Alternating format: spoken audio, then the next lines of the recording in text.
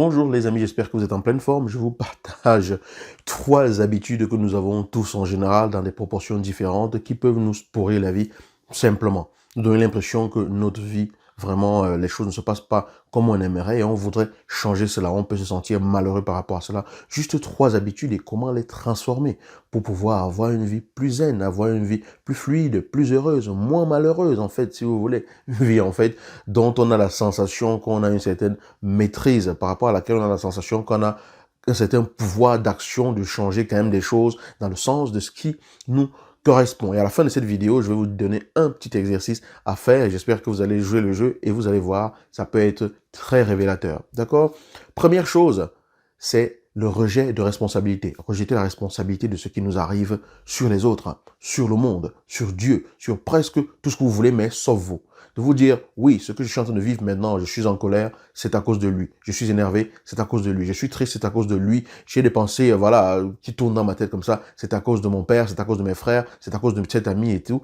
On rejette la responsabilité de ce que l'on vit sur les autres à 100%. Ok, vous n'êtes pas responsable de la façon dont une personne peut vous parler. Vous n'êtes pas responsable de la façon dont une personne va vous traiter. Vous n'êtes pas responsable de la façon dont une personne va s'adresser à vous et de ce qu'elle va faire. Mais ce que vous avez comme pouvoir de responsabilité, c'est ce que vous faites de tout cela. Il est donc important de se dire et de prendre cela comme un fondement de base incontournable. Je suis 100% responsable de ce que j'accomplis dans ma vie. Je suis 100% responsable de ce qui sort de moi. Pensée, parole, action, attitude, comportement, tout ce que vous voulez, je suis pleinement 100% responsable.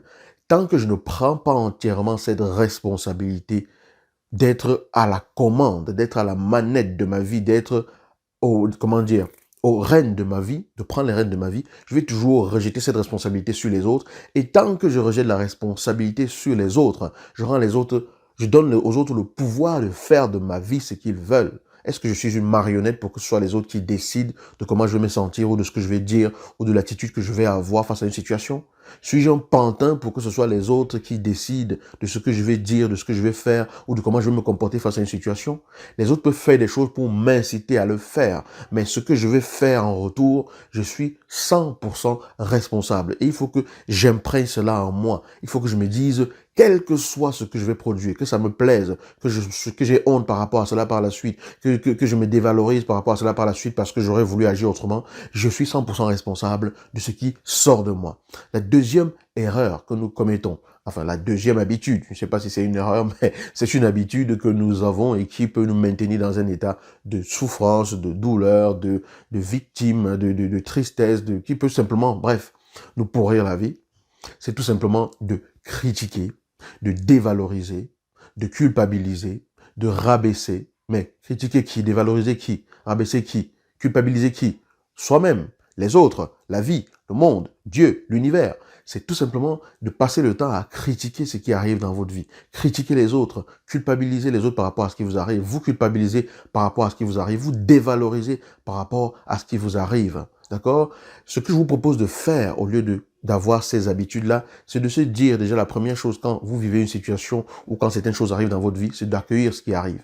Accueillir veut dire accepter que c'est arrivé. Accepter ne veut pas dire être d'accord que ça se soit passé forcément comme ça, mais c'est faire le constat que c'est là. On en est là et vous ne pouvez rien y changer. Ce qui arrive, ce qui est arrivé et qui est là, vous ne pouvez absolument pas changer le fait que c'est là. Donc il faut que je reconnaisse que c'est là. C'est comme une panne qui arrive sur ma voiture. Il faut que je reconnaisse que la panne est là. C'est parce que je prends conscience qu'il y a une panne que je cherche la solution pour régler cette panne. D'accord? Donc j'accepte et j'accueille la chose telle qu'elle est. Il n'y a pas de jugement négatif à donner là-dessus. Il n'y a pas de rabaissement à avoir, de dévalorisation.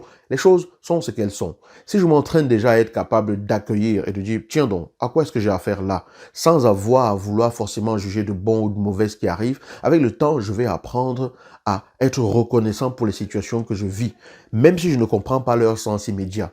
On a tous vécu des situations que parfois on aurait voulu ne pas vivre parce qu'elles étaient désagréables et on s'est rendu compte une semaine, 2 semaines, 1 an, 2 ans, 10 ans plus tard qu'il était important que ça se passe exactement de cette façon, sinon on ne serait pas en train de vivre ce que l'on a vécu.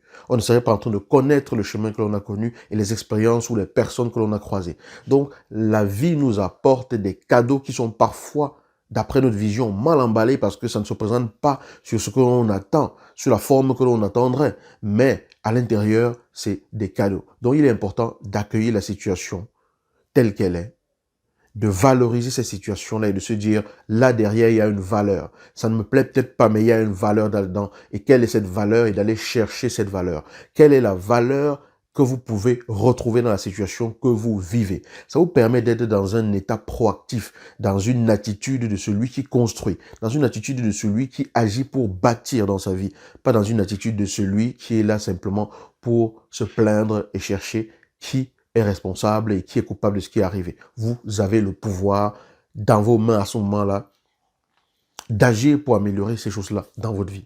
Troisième habitude que nous avons, c'est de jouer les victimes. Ça découle un peu des autres. C'est-à-dire de se dire, de se complaire, de se dire oui, c'est à cause des autres, pourquoi ma vie est ainsi, pourquoi c'est toujours à moi que ça arrive, oui, je suis maudit, oui, je suis une personne malheureuse parce que voilà, ça a été comme ça depuis le départ. C'est de jouer la victime. Enfin, pas jouer.